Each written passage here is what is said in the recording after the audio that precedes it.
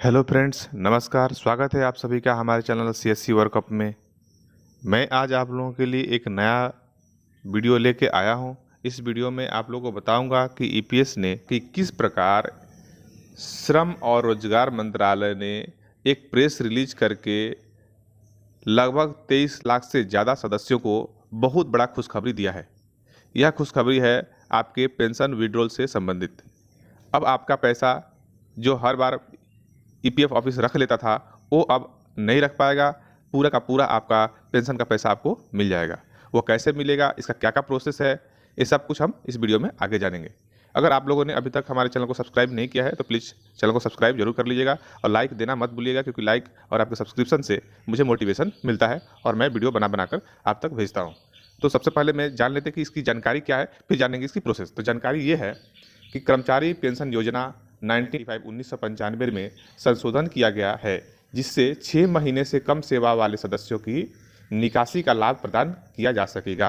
पहले था कि जो भी व्यक्ति 5 महीना 29 दिन काम करते थे या 5 महीना 28 दिन काम करके और नौकरी छोड़ देते थे, तो उनका जो पेंशन फंड में पैसा जाता था वो पैसा नहीं दिया जाता था। सिर्फ उसका पीएफ का पैसा और एम्प्लॉयर मतलब कंपनी जो पीएफ फंड में पैसा जमा करती थी वही पैसा वो उठा पाता था। लेकिन अब यह फैसिलिटी दिया जा रहा है कि अब जो व्यक्ति 6 महीना से कम भी काम करेगा उसे भी दिया जाए। आगे प्रेस रिलीज में यह कहा गया है कि संशोधन से प्रत्येक वर्ष कर्मचारी पेंशन योजना के 7 लाख से अधिक सदस्यों को लाभ मिलेगा। जरा कल्पना कीजिए कि प्रत्येक वर्ष ये पीएफ डिपार्टमेंट 7 लाख तो कह रहे हैं, तो 7 लाख लोगों का जब ये पेंशन का फंड पहले नहीं देते थे तो ये पैसा जाता कहाँ था, ये खुद अपने जेब में रख लेते थे। अब ये जेब में नहीं रखेंगे, देंगे। आज इनकी जो है दिमाग खुली है देने के लिए। चलिए कोई बात नहीं, जब से इनका दिमाग खुला है तब से दे रहे हैं, तब से लोगों को कम से कम लाभ होगा। सरकार ने निकासी लाभ के उचित भुगतान को सुनिश्चित करने के लिए तालिका डी में भी संशोधन किया है। आप तालिका डी मेरे इस वीडियो के डिस्क्रिप्शन में उस वीडियो को डाल दूंगा, जिसमें मैं तालिका डी को अच्छे से समझाया हूँ किस प्रकार तालिका डी से कैलकुलेशन होता है। अगर आपको वो वीडियो नहीं मिल रहा है तो भी कोई दिक्कत की बात नहीं है, आप हमें कमेंट कीजिएगा। मैं एक बार फिर से सिर्फ टेबल डी के कैलकुलेशन के बारे में, कि टेबल डी के हिसाब से कैसे कैलकुलेशन होता है, उसके बारे में एक स्पेशल वीडियो बना के डाल दूंगा अगर आप लोग का कमेंट आया तो। इस संशोधन से, टेबल डी के संशोधन से क्या फायदा हुआ है? लगभग 23 लाख से अधिक सदस्यों को लाभ प्राप्त होगा। टेबल डी में जो कैलकुलेशन किया गया है इस बार, जो नए वाले टेबल डी में, वो महीने के हिसाब से हुआ है, और जो पहले वाले टेबल डी में कैलकुलेशन होता था वो साल के हिसाब से होता था। उस एक संशोधन से एक और भी लाभ हुआ है कि आपको 120 महीना काम करेंगे तभी आपका पैसा, पेंशन का पैसा, पेंशन मंथली पेंशन के लिए एलिजिबल होगा। अदरवाइज आप उस पैसे को उठा पाएंगे। पहले क्या था कि यदि आप 9 साल 6 महीना काम कर लेते थे तो पूरा का पूरा पैसा पेंशन फंड में चला जाता था, पेंशन स्कीम में चला जाता था, और उसके बाद आप उस पैसे को विड्रॉल नहीं कर पाते थे। अब इस नियम के लागू हो जाने से आपको 120 महीना काम करेंगे तभी आपका पैसा पेंशन के लिए एलिजिबल होगा। अदरवाइज आप इस पैसे को उठा पाएंगे फॉर्म 10C भर के। इस प्रेस रिलीज में यह भी कहा गया है कि प्रत्येक वर्ष पेंशन योजना 1995 के लाखों कर्मचारी सदस्य पेंशन के लिए आवश्यक 10 वर्ष की अंशदायी सेवा दान देने से पहले ही योजना छोड़ देते थे। ऐसे सदस्यों को योजना के प्रावधानों के अनुसार निकासी का लाभ दिया जाता है।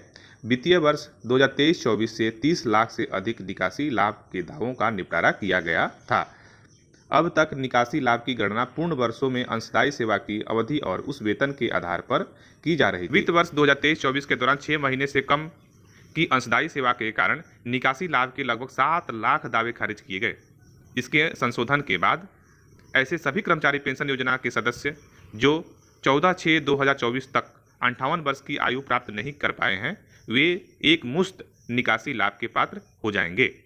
तालिका डी के संशोधन के साथ निकासी लाभ की गणना के लिए अंशदायी सेवा को अब पूर्ण महीनों में माना गया है। पहले पूर्ण वर्ष में माना जाता था, अब पूर्ण महीने माना गया है। इससे लाभ क्या होगा? लाभ इससे ये होगा कि मान लिया जाए उदाहरण के लिए आपने किसी कंपनी में 2 वर्ष 5 महीने की अंशदायी सेवा की, जिस समय आपका बेसिक प्लस डीए 15,000 रुपये प्रति महीने हुआ करती थी।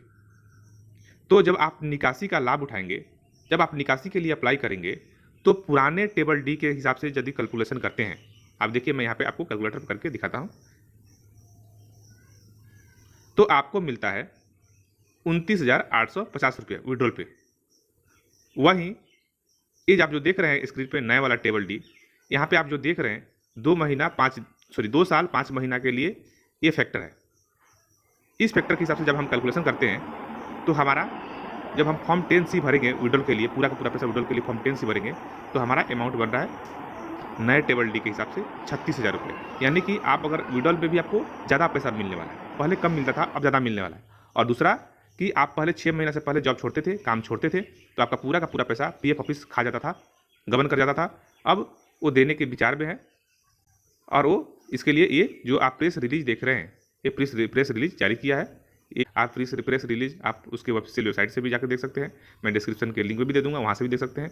और मैं वैसे तो आपको मैं समझा ही दिया।